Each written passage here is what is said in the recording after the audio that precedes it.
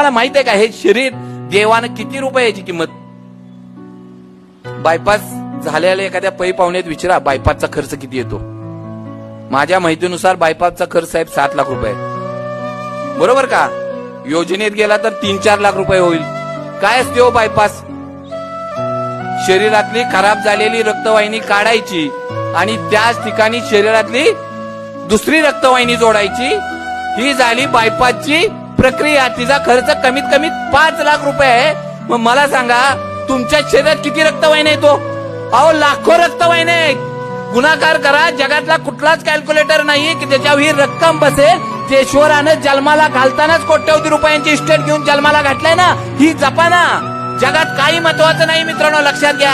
ICU मध्ये गेल्यानंतर कळतं प्रॉपर्टी महत्वाची नाही, गाडी महत्वाची नाही, बंगला महत्वाचा नाही, जमीन महत्वाची नाही, शरीर नावाची इस्टेट महत्वाची आणि आपल्या जीवाभावाची माणसं महत्वाची आहे ना. हे आयसीयू मध्ये दाखल झाल्यानंतर कळतं.